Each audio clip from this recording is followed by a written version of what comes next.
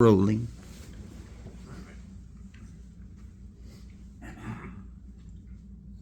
Are you ready? Yep. Let's begin.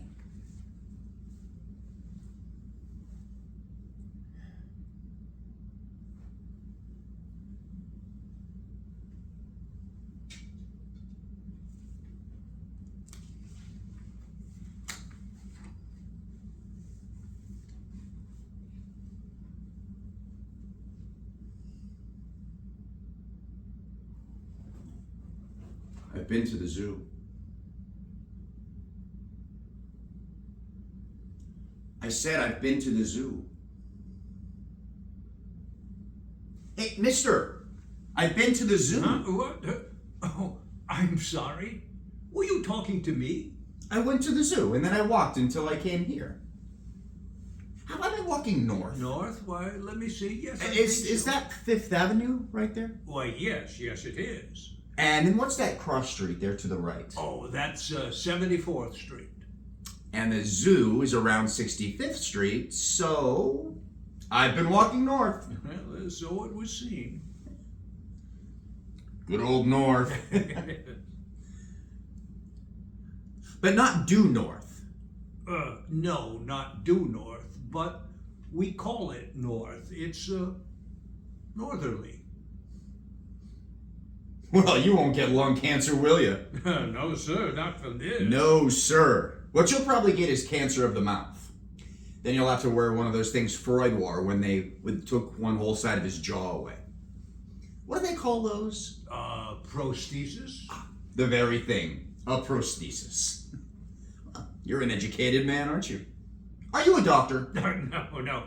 I read it somewhere.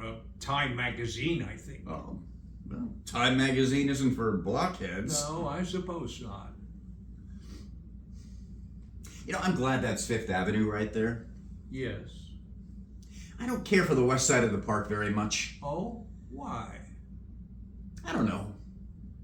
Oh. Do you mind if we talk? No. Yeah, no. you do. No, really, I don't mind at Yes, all. you do. No, I don't mind at all.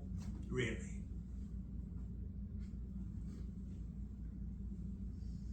It's a nice day. Yes, it's lovely. I've been to the zoo. Yes, I think you said so, didn't you? I bet you have TV, don't you?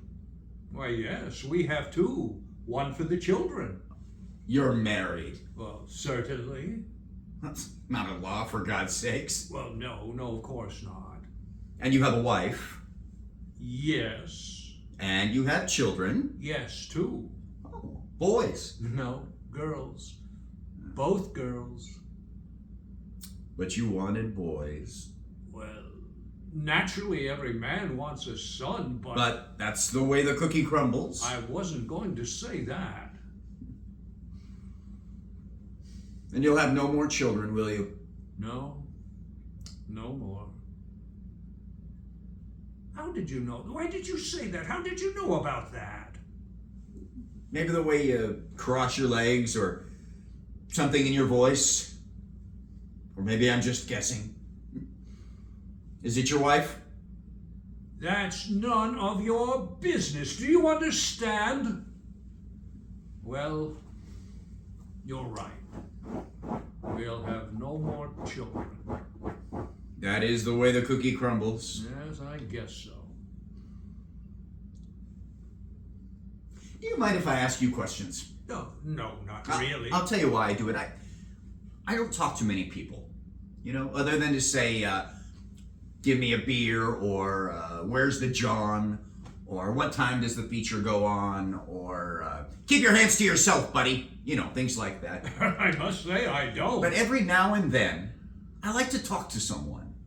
You know, really talk. Get to know them, know all about them. And am I to be your guinea pig for today? On a sun-drenched Sunday like this, who better to talk to than a nice married man with 2 daughters and a dog?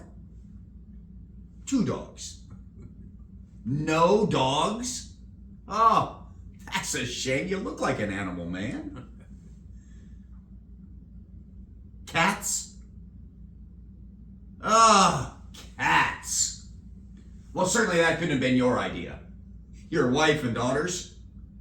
Huh. Is there anything else I should know? There are 2 parakeets, one for each of my daughters. Oh, birds. My daughters keep them in a cage in their bedroom. Do they carry disease, the birds? I don't believe so. It's too bad. If they did, you could let them loose in the house and the cats could eat them and die maybe. Yeah, let's see what else. What do you do to sustain your enormous household? I have an executive position in a small publishing house. We publish textbooks. Oh, that sounds nice. Very nice. And what do you make? Oh, now look here. Oh, come on. I make around $200,000 a year, but I never carry any more than $40 with me at any one time in case you're a hold-up man. And where do you live? Oh, now look, I'm not gonna rob you or kidnap your daughters or your cats or your parakeets. I live between Lexington and 3rd Avenue on 74th Street. Yeah, that wasn't so hard, was it? No, I didn't mean to seem so, but it's just you don't really carry on a conversation. You just ask questions, and I'm normally reticent. Why do you just stand there? In a while, I'll sit. Maybe in a bit, I'll walk around. Tell me, what's the dividing line between the upper middle class and the lower upper middle class? Oh, my dear fellow. Don't my dear fellow me. Was I being patronizing? Well, I believe I was. I'm sorry, but it's just that your question about the classes bewildered me. And when you're bewildered, you become patronizing. I don't really express myself well sometimes. I'm in publishing, not writing. So be it. Truth is, I was the one being patronizing. Oh, now you needn't say that. All right.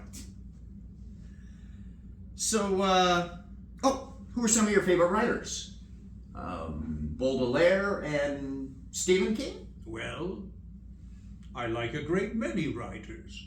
I possess a certain catholicity of taste, if I may say so.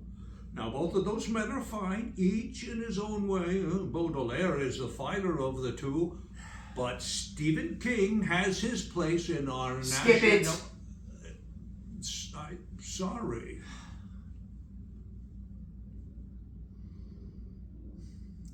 So do you want to know what I did before I went to the zoo?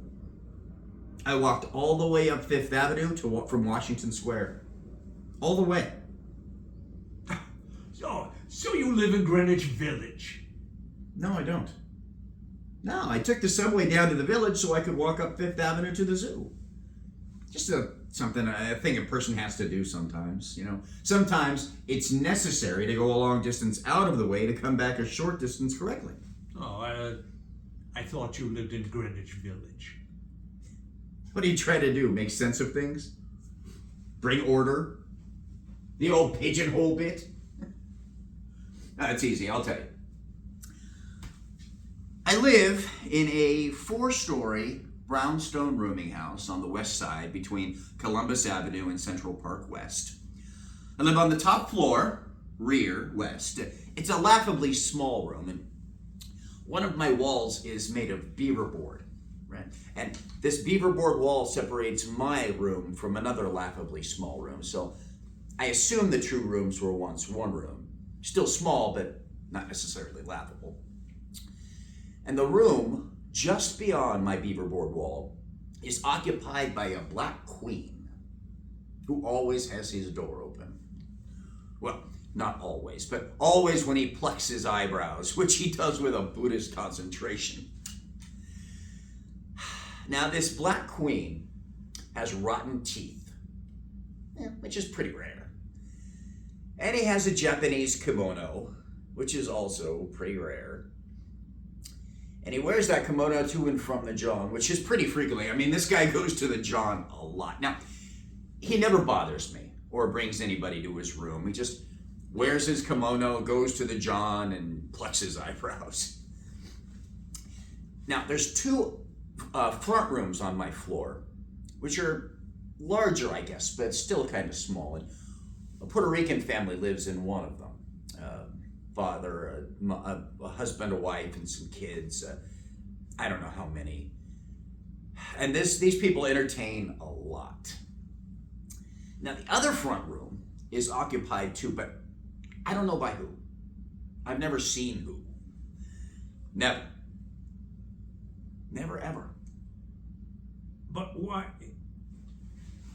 Why do you live there? I don't know. Doesn't sound like a very nice place to me where you live. Well, no, I mean, it's not an apartment in the East 70s, but then again, I don't have a wife, 2 daughters, 2 cats, and 2 parakeets. What I do have are some toilet articles, a few clothes, a hot plate that I'm not supposed to have, a can opener, the kind that works with a key, 3 plates, a knife, 2 forks, 2 spoons, 1 large, 1 small, 2 picture frames, both empty, a cup, a saucer, a drinking glass, a pack of pornographic playing cards, a regular deck, a Western Union typewriter that prints nothing but capital letters, and a small strong box with no lock, which has in it, what? Rocks. Some rocks. Sea-rounded rocks that I found on the beach as a kid. Under which, weighed down, are some letters. Some please letters. Please won't you do this? Please won't you do that letters. And some when letters. When will you write? When will you come? When? Those letters are for more recent years. About those 2 empty picture frames. I don't see why they need any more explanation. Isn't it clear? I don't have any pictures of anyone to put in them. Your parents, perhaps. A girlfriend. Oh, you are a sweet man. And you're possessed of an enviable innocence. But no, good old mom and good old pop are dead now. Now, I'm broken up about it, I am, really. But that particular vaudeville act is playing the cloud circuit now, so I don't see how I can look at them all nice and framed. And besides, to be pointed about it, good old mom walked out on good old pop when I was 10 and a half years old. She embarked on an adulterous turn of the southern states, a journey of a year's duration. And her constant companion, among many others, was a Mr. Barleycorn.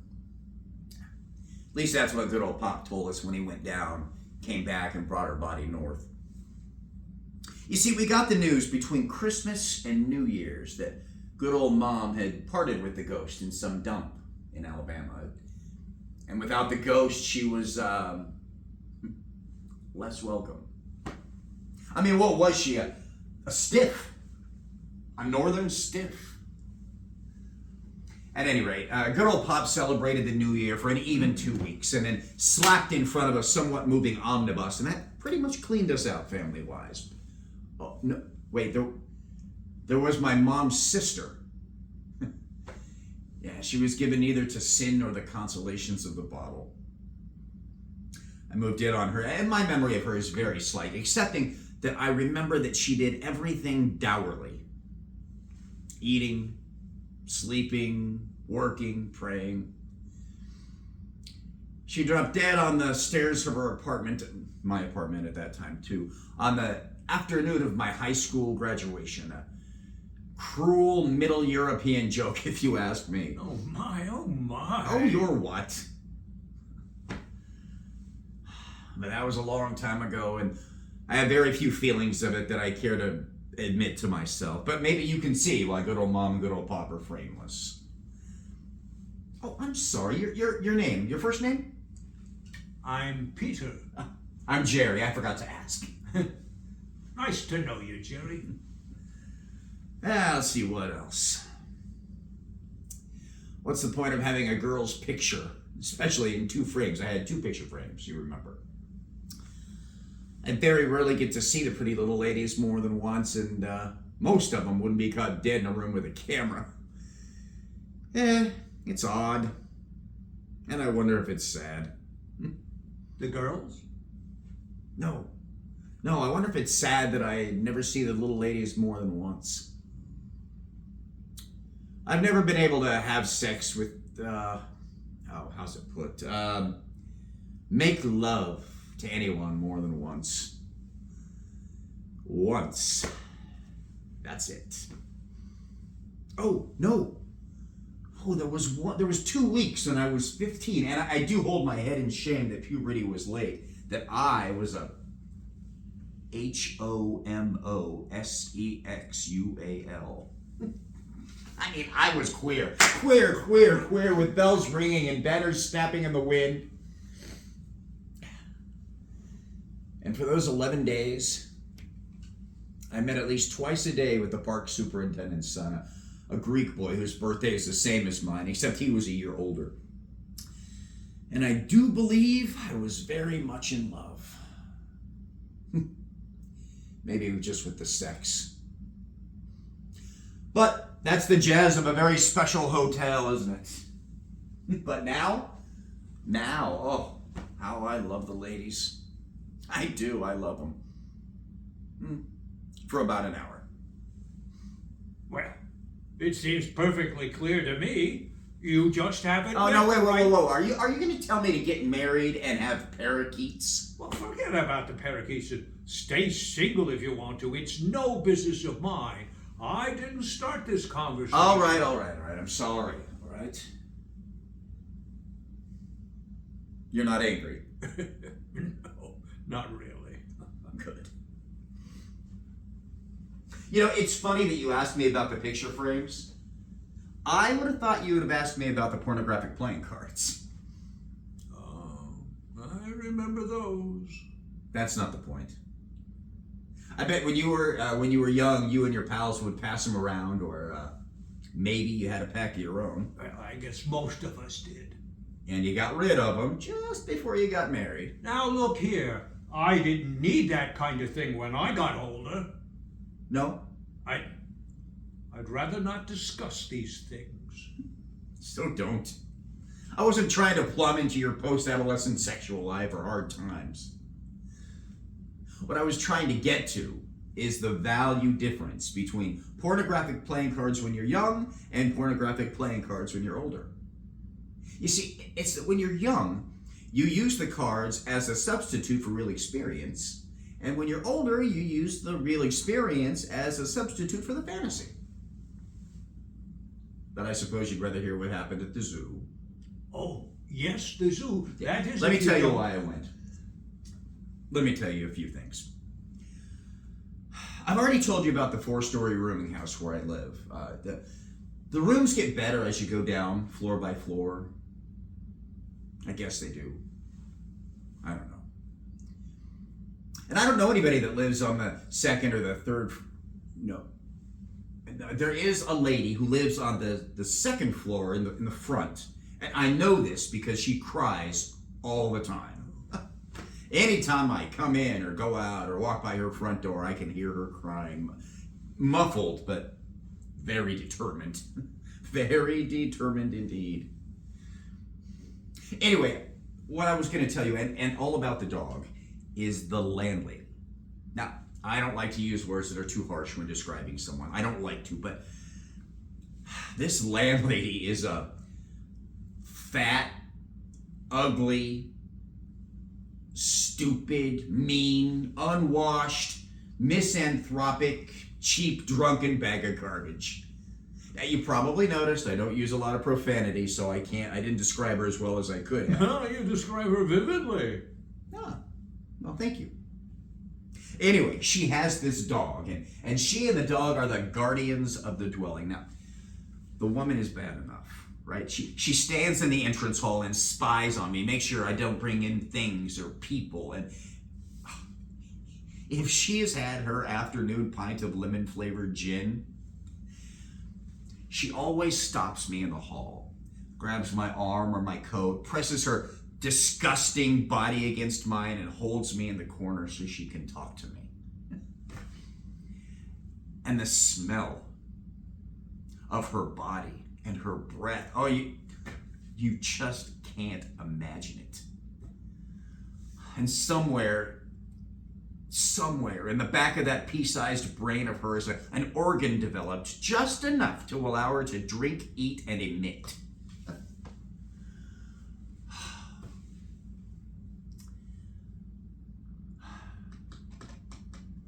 Oh, I can't remember the next line.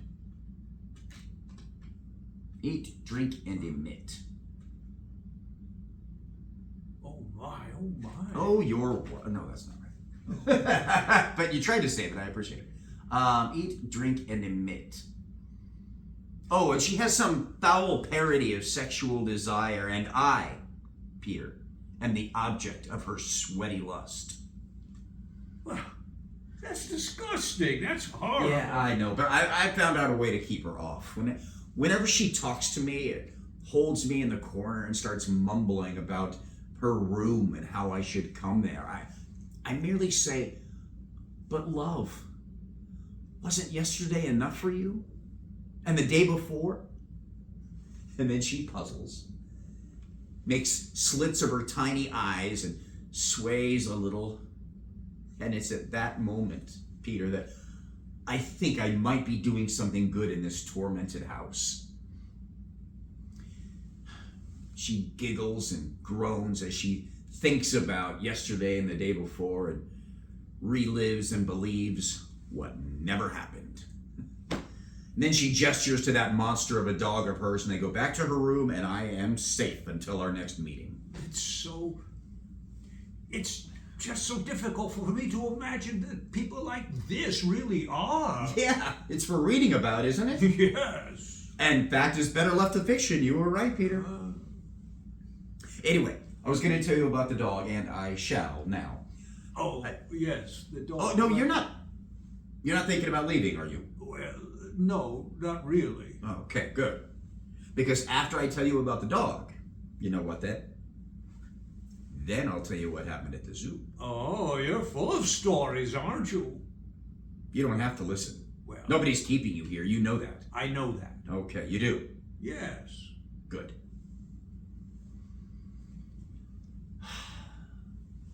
The story of Jerry and the dog. Now, what I'm going to tell you has to do with how sometimes it's necessary to go a long distance out of the way to come back a short distance correctly. Or maybe I just think it has something to do with that. But it's the reason that I went to the zoo and then walked northerly, until I came here. All right. The dog, I think I told you, is a black monster of a beast. Oversized head, tiny, tiny ears, and eyes bloodshot. Infected, maybe. And a body you can see the ribs through the skin. Now the dog is black. All black. All black except for the bloodshot eyes and and the open sore on his right forepaw. That's red too. This poor monster, and I do think it's an old dog, certainly a misused one, always seems to have an erection of sorts. That's red too. Yeah, let's see what else. There's a white, gray, yellow color when he bares his fangs like this, which he did the first time he saw me the day I moved in. I worried about that dog from the very start. You see, animals don't take to me like St. Francis with birds hanging all over them. What I mean is that animals are indifferent to me, like people, most of the time. But this dog was not indifferent. From the very start, he would snarl and then come at me and try to get my pant leg. I mean, Not that he was rabid or anything. He was a stumbly dog.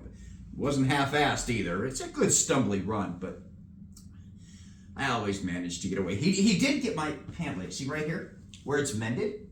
He got that the second day I lived there. But I managed to shake free and get away, so that was that. To this day, I don't know how the other roomers manage it. But you know what I think? I think it only had to do with me. Cozy. Anyway, this went on for over a week. Anytime I came in, but never when I went out. That is funny, or it was funny. I could pack up my stuff and go live in the street for all the animal cared. But so one day, up in my room, I was laying on my bed and I thought about it. I made up my mind. I decided.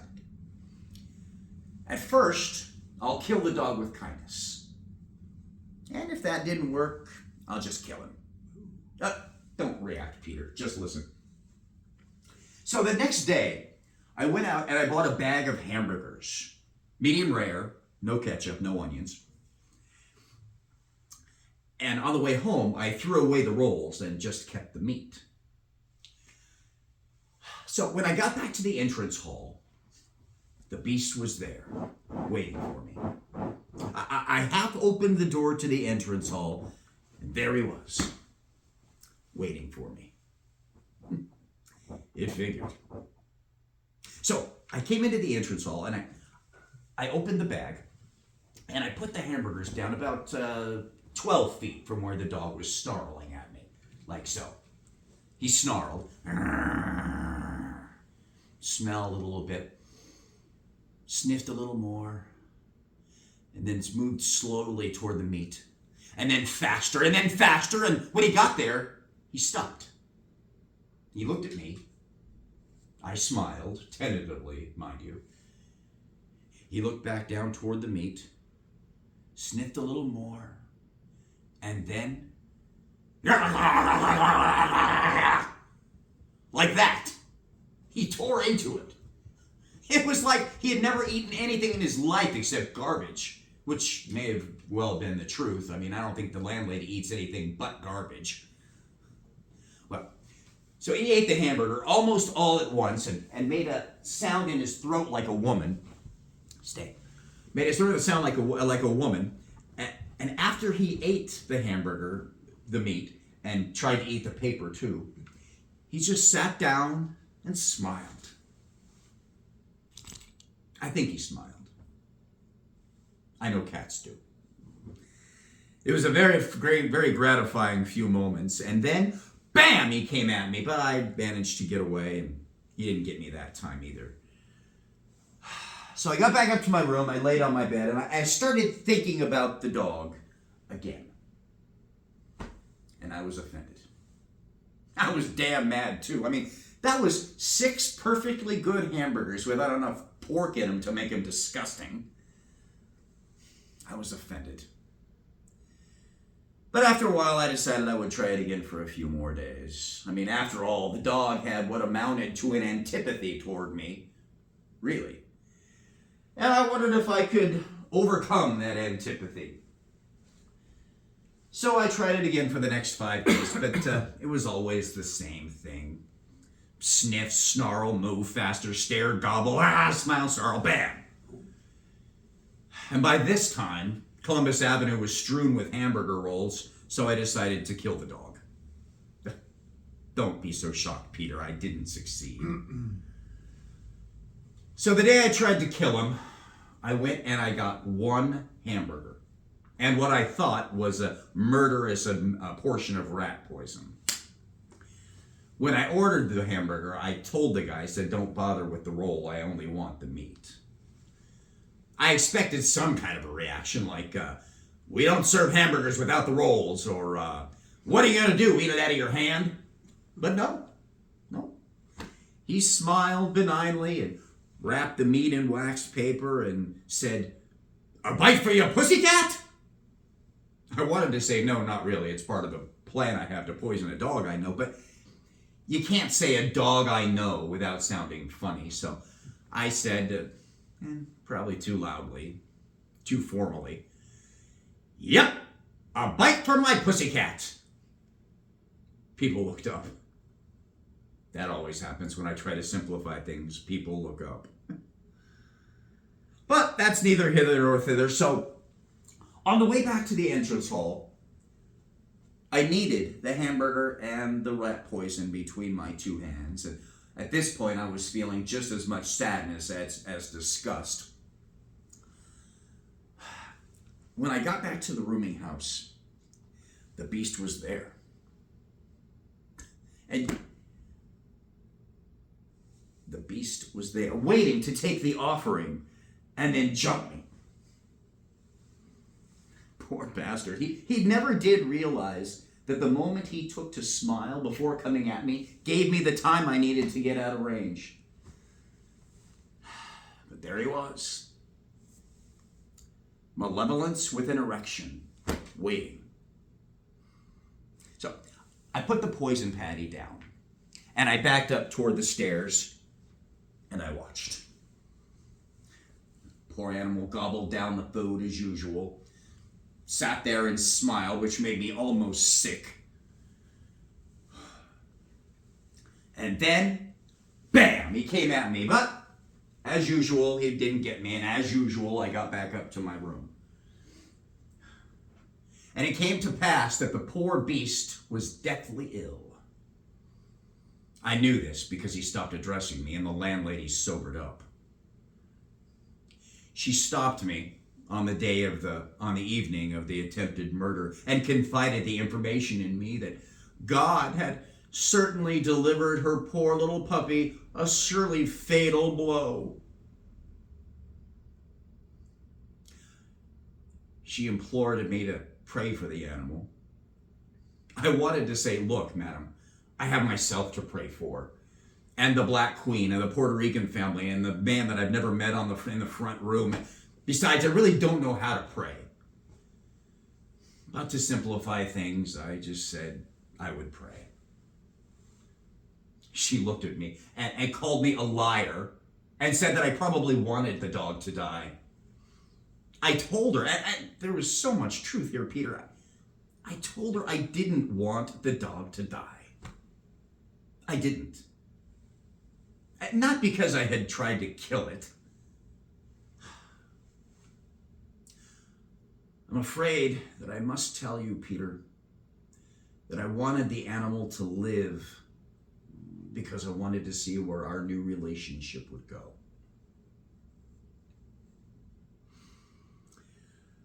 Anyway, the dog recovered. I have no idea how, unless he was some descendant of the puppy that guarded the gates of hell or some such resort. I'm not up on my mythology.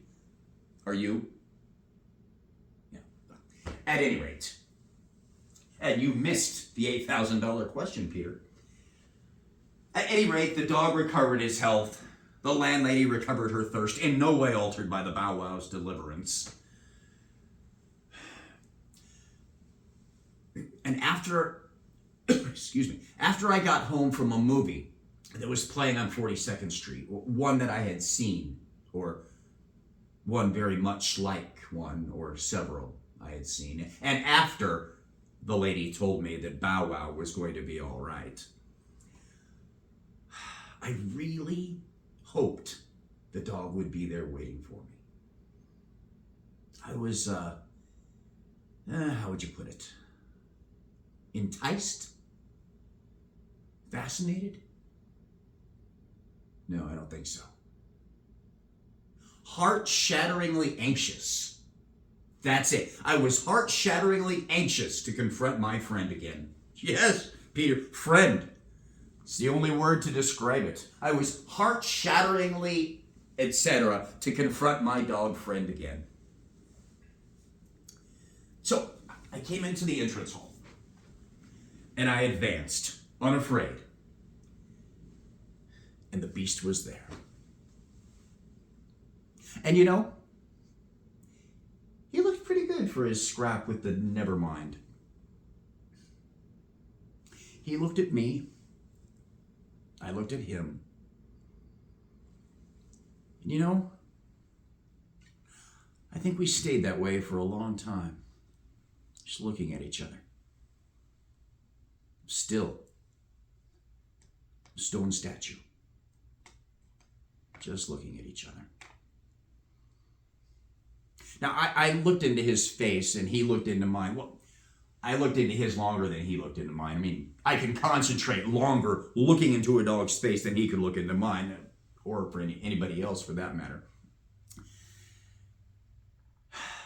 And here's what I wanted to happen. I love that dog now.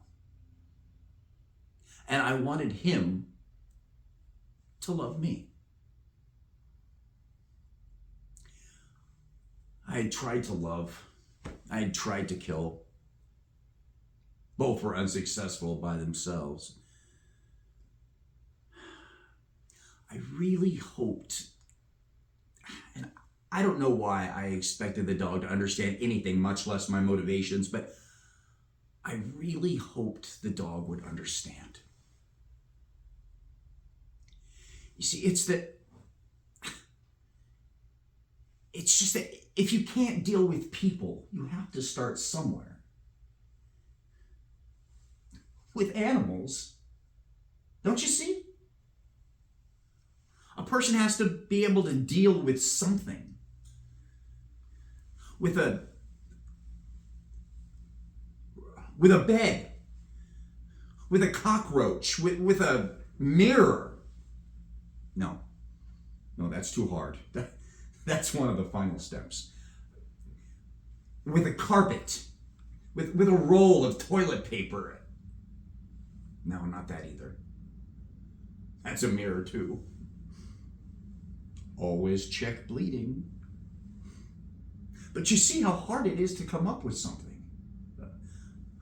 A street corner, a whiff of smoke, a whiff of smoke.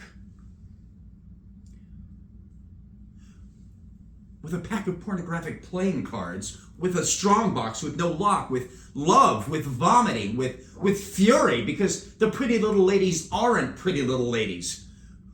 With making money with your body, which is an act of love, and I can prove that. With howling because you're alive, with God, who is a black queen, who wears a kimono and plucks his eyebrows, who is a woman who cries with determination behind her closed doors, with God, who I'm told turned his back on the whole thing a long time ago.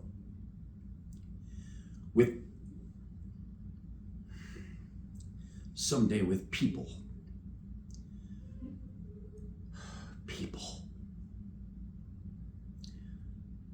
With an idea, a concept. And wherever better in this humiliating excuse for a jail. Where better than to communicate a simple single idea than in an entrance hall? Where? It would be a start.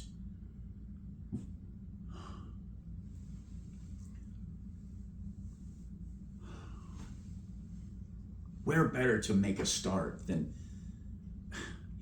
to understand and possibly be understood? The beginning of an understanding than with a dog. Just that. A dog. A dog. Seemed like a perfectly sensible idea. Man is a dog's best friend, remember? So the dog and I looked at each other, I longer than the dog. And what I saw has remained the same to this day. Whenever the dog and I see each other, we regard each other with a mixture of sadness and suspicion. And then we feign indifference.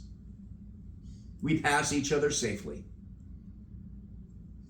We have an understanding. It's very sad, but you have to admit it is an understanding. We've made many attempts to connect, and we have failed. So the dog has returned to garbage, and I have returned to solitary and free passage. Well, that's to say, I haven't returned. What I mean is, I've gained solitary free passage, if such further loss can be considered a gain. I have learned that neither kindness nor cruelty, apart from each other, independent of each other, can cause anything beyond its existence. And I have learned that the two together at the same time are the teaching emotions. And what is gained is loss. And what has been the result? The dog and I have attained a compromise. More of a bargain, really. And was my attempt to feed him an act of love? And was his trying to bite me not an act of love? And if we can so misunderstand, then why have we invented the word love in the first place?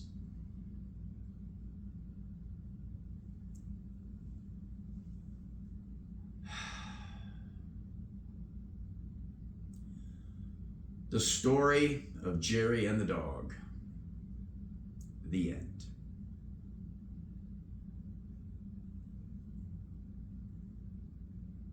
Well, Peter? Well, Peter? Do you think I can sell my story to Reader's Digest and make a couple $100 for the most unforgettable character I've ever met? Peter, come on, tell me what you think. I don't understand. I don't think... Why did you tell me all of this? Why not? I don't understand. That's a lie. No, it's not. I went slowly. I tried to explain as I went along. It all has to do with... I don't want to hear anymore. I don't understand you, your landlady, or her dog. Her dog? I thought it was... No, you're right. It is her dog. I don't know what I was thinking. Of course you don't understand. I don't live on your block. I'm not married to two parakeets or whatever your setup is. I'm a permanent transient whose home is a sickening rooming house on the west side of New York City, which is the greatest city in the world. Amen! And I'm here and I'm not leaving. Well, you may not be, but I must be getting home soon. Oh, no, stay a little longer. No, I really should get home, you see. Come on. No, don't do that. Now, stop that. No, stop. After all, I must be getting home because the parakeets will be preparing dinner and the cats will be setting the table and we're going to be having... Oh, what? Listen now. What? Oh, what is it, Jerry? Do you want to hear what happened at the zoo? Oh, yeah, well, I had my own zoo there for a while, when with the parakeets preparing dinner and that. Yeah. It was very funny, Peter. I wouldn't have expected it. But do you want to hear what happened at the zoo or not? Yes, by all means. Tell me what happened at the zoo. Oh, my. I don't know what happened to me. All right. I shall now tell you what happened at the zoo. But first, I should tell you why I went to the zoo. I went to the zoo to find out more about how animals exist with people and how animals exist with each other and with people too. It probably wasn't a fair test, with everybody separated by bars from everyone else and The animals, for the most part, from each other. And of course, always the animals from the people. But I mean, if it's a zoo, that's the way it is, right? Move over. Oh, I'm sorry. Haven't you enough room? All right, so the animals are there, and the people are there, and it's a Sunday, so the children are all there. Move over. Oh, all right. And it's a hot day, so the stench is there, and the balloon sellers, and the ice cream sellers, and the seals are all barking, and the birds are screaming. Move over. I can't move over anymore. I don't have enough room. And I'm there. And it's feeding time at one of the lion houses, so the lion keeper comes into the lion cage. One of the lion cages, to feed one of the lions. Move over! But I can't move over anymore. Just stop hitting me. Do you want... What's the matter with you? Do you want to hear the story or not? Well, I'm not so sure. I certainly don't want to be punched in the arm. What, like that? Now stop it. What's the matter with you? I'm crazy, you bastard. That's not funny. All right. Look, Peter. I want this bench.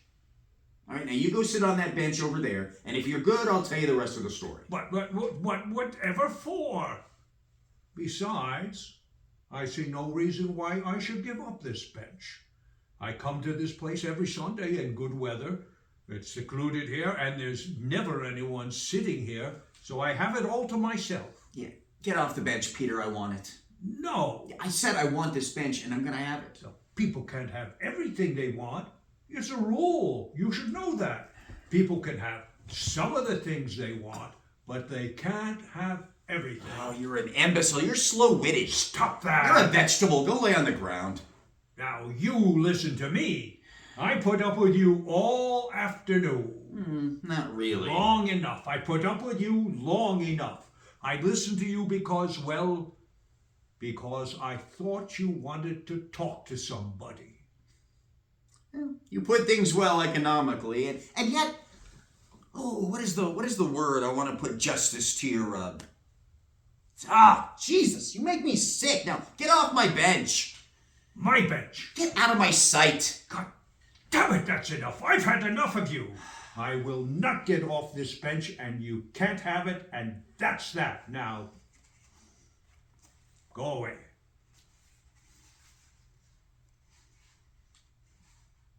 Go away, I said. Get out of here. If you don't move on, then you're a bum. That's what you are if you don't move on. I'll get a policeman and make you go. I warn you, I'll call a policeman. Oh, you won't find a policeman anywhere around here. They're all on the west side of the park chasing fairies down from trees and out of bushes. That's their function. That's what they do. So go ahead. Scream your head off. It won't do you any good. Police! I warn you, I'll have you arrested.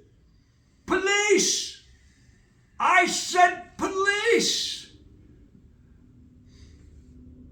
I feel ridiculous. Yeah, you look ridiculous.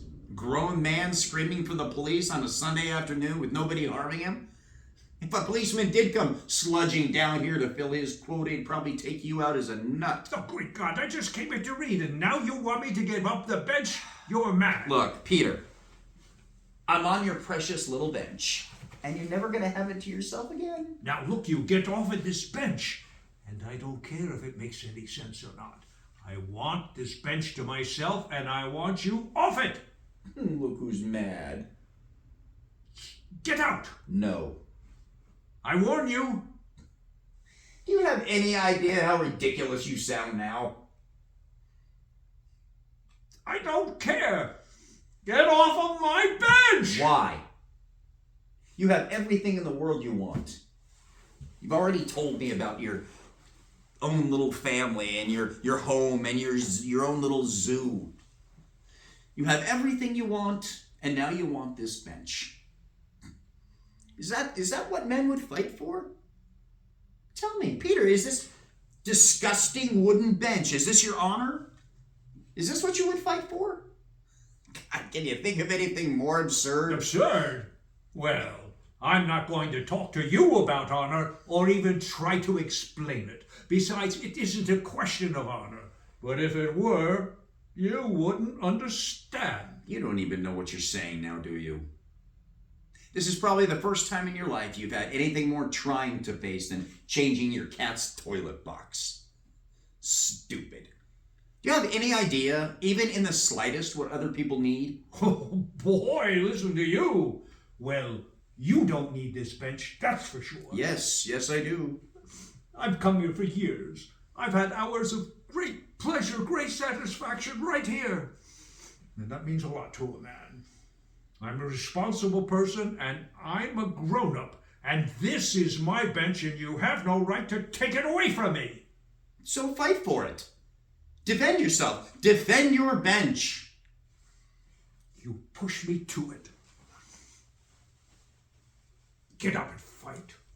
Like a man? Yes, like a man, if you insist on mocking me further. I will give you credit for one thing, Peter. You are a vegetable and a slightly nearsighted That's one. enough. But I will tell you this, Peter, as they say on TV all the time, and I mean this, you have a certain dignity. It surprises me. Stop! Very well. We'll battle for the bench. But we're not evenly matched. You are mad. You're stark raving mad. You're going to kill me. There it is. Pick it up. You'll have the knife and we'll be more evenly matched. No. Now you pick up that knife and you fight with me. You fight for your self-respect. Fight for the goddamn bench. No, let go of me. Help! Fight with me, you miserable bastard. Fight for your manhood. Fight for the bench. You couldn't even give your wife a male child. My slaps are late, but that's okay. It's a matter of genetics, not manhood, you monster. I'll give you one last chance. Get out of here and leave me alone.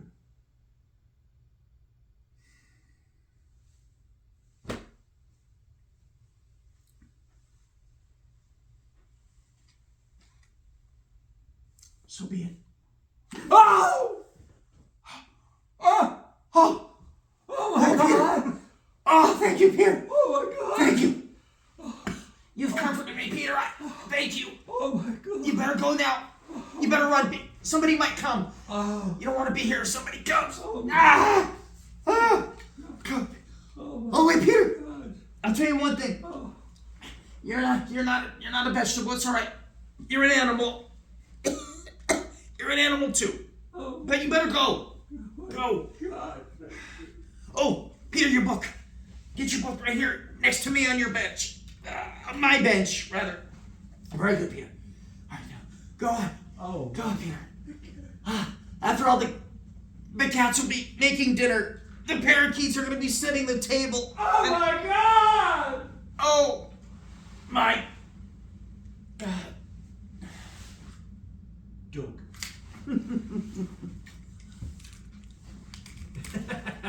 Ta-da! Ta-da.